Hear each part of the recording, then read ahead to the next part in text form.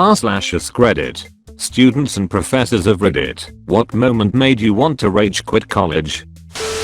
I actually did sort of rage quit. I was student teaching in my junior year, and a fellow student teacher, a gay man, made several sexual comments to me about a boy in our classes. 3rd grade.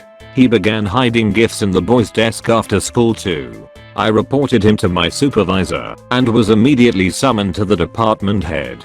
I was interrogated, then pressed on my own performance in the classroom. I was struggling and not very good at leadership with the kids. So because my male colleague was a star student teacher and beloved by everyone, the head of the ed dept consulted with my supervisor and decided I was lying. They pulled me from my placement at the school, sent me to a new one across the county, and put me on probation.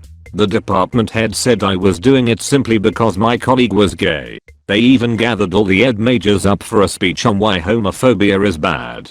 I was so upset, because that was never who I was. The experience fucked me up pretty badly. I was super pissed that no one believed me and that kids could be in danger. I struggled at my new placement, was ostracized by staff and former friends, and started having panic attacks. I ended up taking medical leave at the start of the next semester. And I never went back. I ended up going with a much different career that I'm really good at. I recently looked up my former colleague and disturbingly, he teaches kindergarten now. I hope those kids are safe. I spent a year as a creative writing major. We had to decide whether to focus on poetry or prose. I was doing poetry. In high school my creative writing teacher turned me on to the challenge and creativity of form poetry, which I grew quickly to love. I loved rhythm, rhyme, and meter and found great pleasure in the restriction forms like villanelles, sonnets, or pantoum placed on me. But college. Oh boy. If you wanted a passing grade you had to write free form, and if it was narrative then even better. If I tried to play with form, I was criticized for not breaking free and finding my own voice. If I toyed around with rhyme it was mocked as childish. And don't even get me started on meters. My passion for poetry was completely and utterly destroyed, and aside from a few songs I haven't written a poem since. After my professor made it abundantly clear, in very few words, that I would not find success as a poet in his department I changed to prose and started taking those classes. And here it was. Same shit, different definition.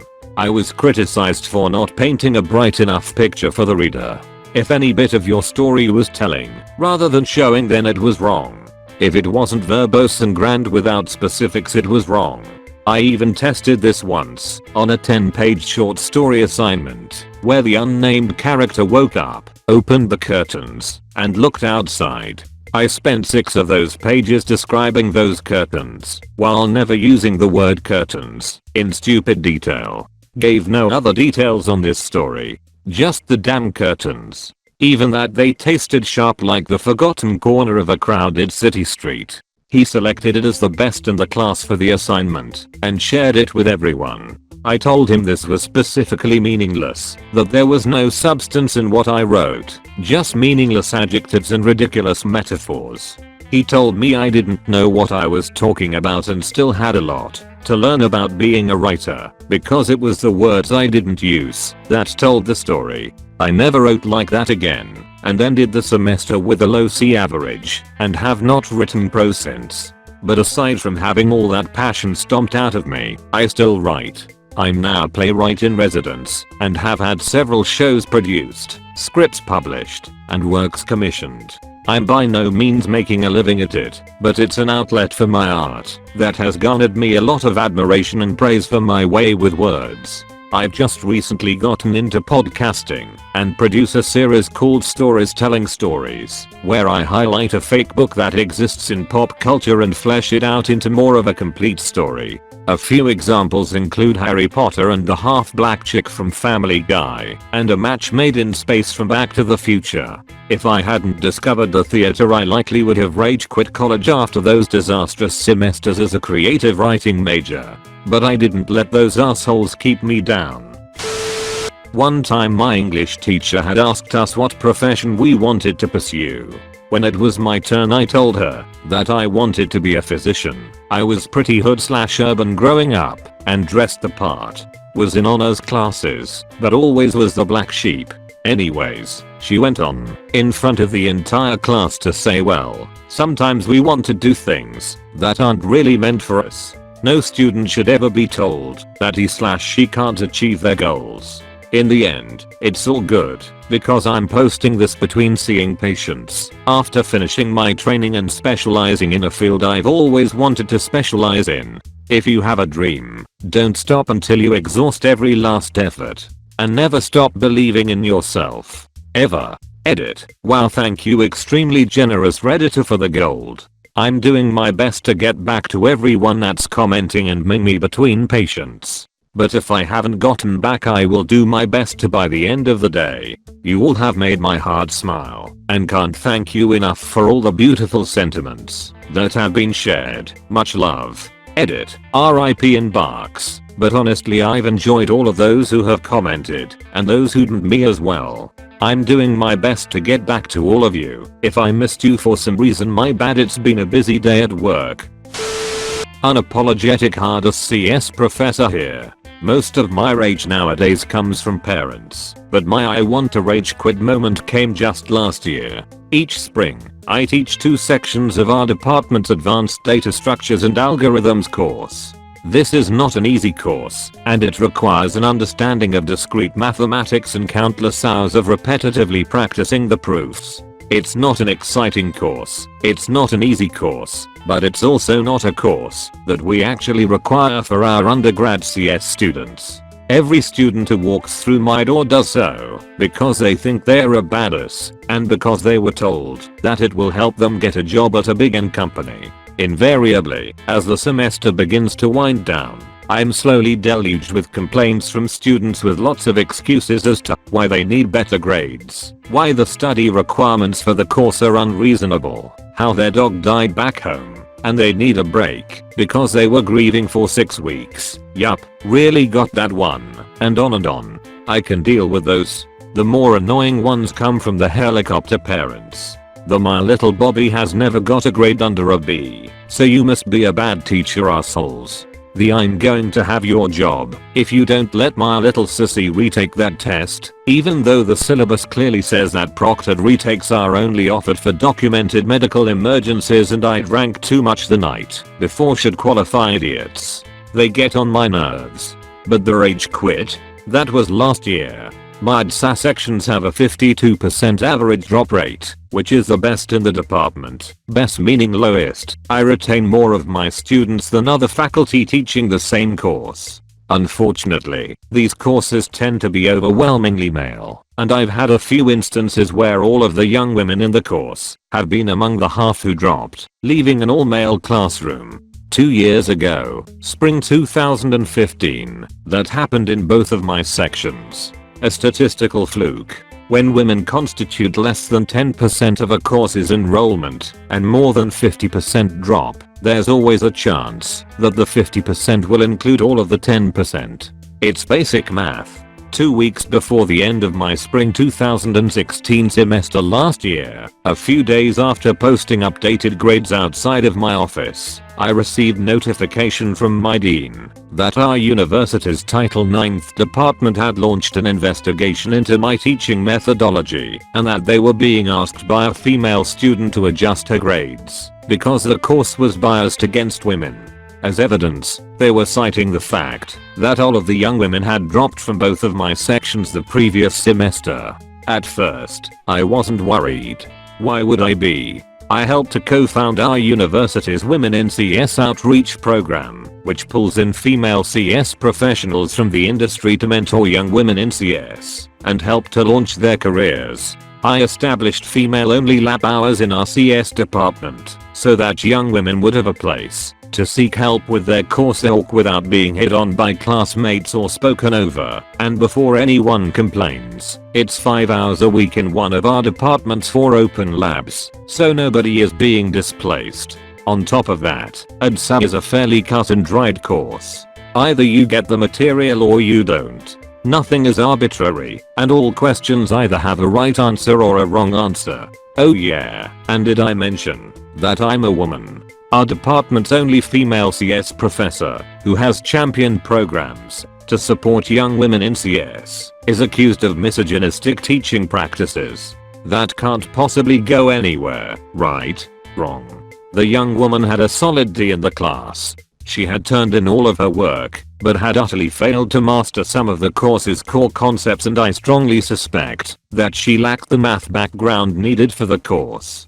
Furthermore, she had never asked my TA for help, she'd never visited me during office hours, and she'd never attended any of our open labs. She'd barely skated through the course, and her grades reflected that.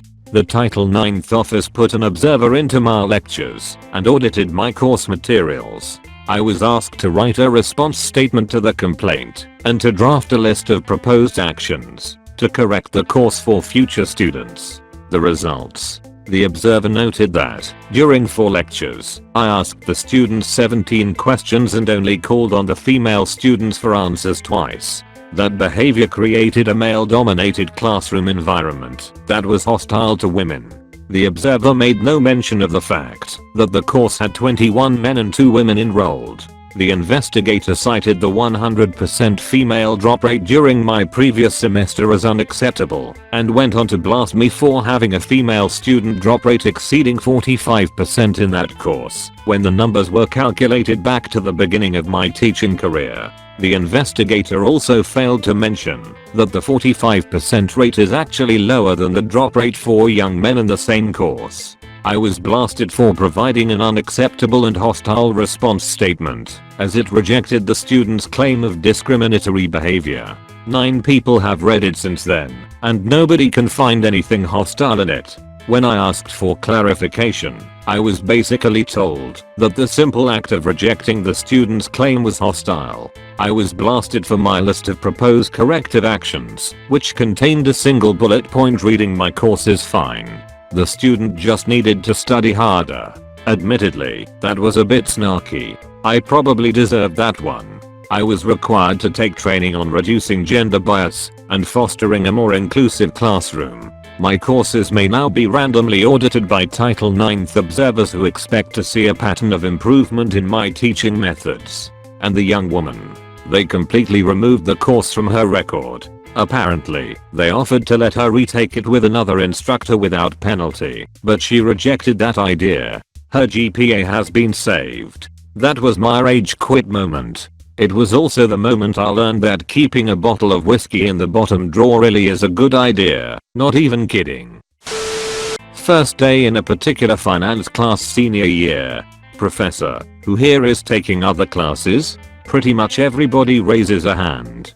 Professor, who here has a job? Most of the class raises a hand. Professor, well, that's a mistake because this class will take you at least 50 hours a week just to pass. I thought he was just trying to be a hardus, but then the guy behind me confirmed that the class would indeed take that much time per week every week just to get by, because it was his 3rd time taking the class, and he was otherwise an A student. Sorry, I have bills to pay, other classes, and other responsibilities. The time does not exist to put that much time into this class. So I did rage quit after trying desperately to get through the class for a couple of months. Geese, I had a math class where the prof said the class walk was a solid 20 hours a week, and that she had never seen a student with a heavy class loads and or worked more than 20 hours a week pass the class. I was like, I'm smart, she's just trying to weed out the people who are flaky. It was a required course and I watched as the class went from 45 to 30 to 20 to the high teens of students left. I spent 5 hours a week in that class and 10 to 15 hours a week outside of class doing HW, organizing and participating in study groups, going to the drop-in math tutoring center that had floating tutors that could help you almost daily, and going to weekly formal tutoring through the school. I eventually cracked and dropped 3/4 of the way through the semester after getting a horrible grade on an exam after seriously applying myself. Fuck that class. They knew it was such a hard class that they also offered it spread out over 2 semesters. I ended up doing that and it single-handedly added another year to my program. I missed a quiz due to a medical emergency and had the documentation of my visit and everything. I emailed my TAR. Our quizzes were during discussion sections led by our TARs about making up the quiz. The TAR told me to email the professor because it's his class policies. I emailed the professor who then told me to email the TAR because the TAR is the one who administered the quiz. Shouldered them both and said converse between yourselves and reply all with your answer. I've had to do this at work a couple of times. I worked third shift in quality control at a factory, and if I needed something done that morning, my boss would say you need to get with materials supervisor about that. Emailed materials supervisor. She said I'm not sure, you should ask my boss, quality manager, she normally handles that. I then sent an email to the person I was discussing the issue with originally and said I've been given 2 different answers on how this is handled, so please work it out with materials and quality, and both of them. Took a couple of days, but they figured it out eventually. Either way, I can't do anything if the guys in charge don't know what protocol is. Just recently bought a $300 loose leaf textbook for math. Now this isn't any higher level math, it's college algebra. Something everyone at my school has to take. Of course it's written by my professor. Of course it changes every year. Took it out of the shrink wrap and saw that the book was 150 pages. Leafed through it and saw that it is literally nothing.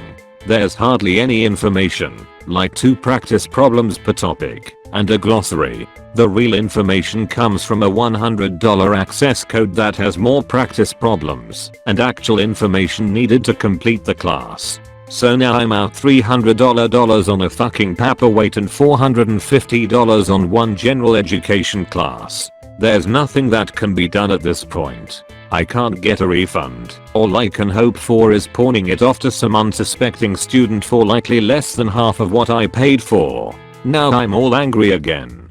Fuck you Professor J, I need to go lie down. I had a professor who had serious mental issues. This guy was just a raging maniac with the scariest explosive temper. The smallest things would set him off. For instance, this one girl had a bunch of papers stacked on her desk, and he asked her what it was, and she politely informed him that she was a TAR, and they were tests that she was going to grade later.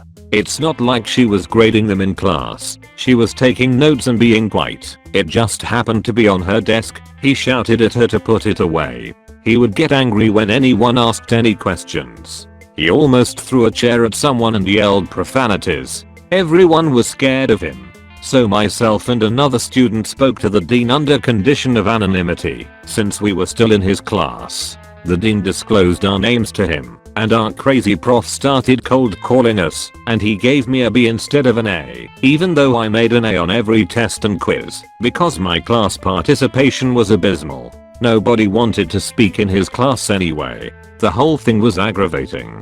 There are people at the company I work for who have been fired for less. My brother is a college professor now, and he says the world of academia has its share of arrogant egotistical pricks. But of course there are also nice ones. Happened a couple times. Dropped out of college first time around, not because of grades, but was going through serious depression, used the mounting debt and financial holds as an excuse. Went back to finish at age 27. Advisors told me I needed 38 credits to finish. Took 19 credits, exactly courses advisors told me to take that fall and then spring, while working full time.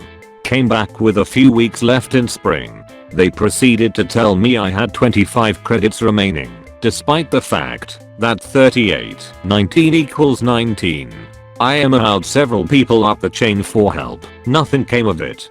Wanted so badly to quit again. Instead, I took 19 summer credits and lots more debt, falling victim to one lazy professor who never checked the work we turned in online. Tried to fail me, claiming the work wasn't turned in. Complained to his superior, proved my on-time submissions throughout the semester, and got an A. But the original professor only relented when my assigned partner, who did zero work throughout the semester, went into his office and cried. He even had the audacity and called me to say, "You'd better thank your partner." urge to quit rising. But I finished college. All for a degree that isn't worth the paper it's printed on and has helped me neither to advance in nor escape from my shitty job yet, although I'm desperately waiting to hear a decision from a second interview I had with another company recently. Background: there are 2 colleges in my town, one university and one community college. I chose community college because it was cheap. English 101. Write a 3-page creative piece on why you chose this community college. So, not knowing how to stretch its cheaper than university into 3 pages, I wrote about how I struggled with menial jobs my whole life and wanted a better future for me and my family. I was actually pretty proud of it. Classic overcoming hardship story. Teacher hands it back with a C. Says I didn't answer the question. I flipped. I circled the creative writing portion of the assignment sheet and stapled my graded paper to it and gave it to the department head and dean. The teacher was replaced mid-semester due to medical issues. I assume I wasn't the first one to complain about her. Fuck her. My freshman English professor sexually and emotionally harassed me, both in front of students and when everyone was gone. He failed every one of my assignments, no matter how good they were. Actually, to be more of a dick, he graded them initially as A's or B's, but knocked off a bunch of points for no reason, so they'd end up D's and F's. The worst part is, when I reported him to the dean with all the proof, every email, even fellow peers' testimonials, the dean told me, well, it seems like he's just picking on you, not harassing you. Harassment isn't the word I would use, more like bothersome. He just had twins, so that's probably why he's upset with you. Never had a more frustrating and heartbreaking experience. Good thing now I can't even remember his name. I had one professor who basically burned me out in computer science classes. First of all, he would check for plagiarism, comparing each student's assignment to each other, as well as all previous years, to be sure we weren't working together. He took it a step further though. He also banned Stack Overflow and Google, and would check against a lot of their code. The only resource we were allowed was his lectures. That wasn't even the bad part though. The bad part was his grading style. Every assignment was all or nothing. Either it worked correctly and within specifications, or it was a 0%. Nothing in between. This also applied to tests and quizzes. His tests would be in the format of a single question with multiple parts, so really, multiple questions. The slightest error would mark the whole question wrong, resulting in a 0 on the test. Sometimes the tests were simple things like writing out the code for 4 different sort algorithms on paper, and yes, if there were any errors on the handwritten paper it was wrong. I once failed a test for missing a semicolon. Sometimes he would get creative. Our midterm in our OS1 class was a 20-page paper in 6-point font with nothing but rows of zeros and ones for a parity test. For those who don't know, parity is basically a method of detecting errors in computer code. You add up the numbers in a row or column to get even/odd and compare it to the final value to see if it matches. So 01110 is 3, so the parity bit is a 1. If it matches, you're good. If the parity bit is a 0, you know that row has an error. Anyways, these tests each had a single parity error in them, and it was a take-home test. The professor got really sneaky though. Anticipating that each student would try and work with others, he made every single test unique. Then, assuming that we would try and write a script to find the error, he made sure to use a non-machine readable font. This test was 15% of our final grade. In another class with this guy, he made us write our assignments in a different programming language every single week. Obviously, with no instruction on the language, it was just assumed as part of the assignment that we would figure out how to do it.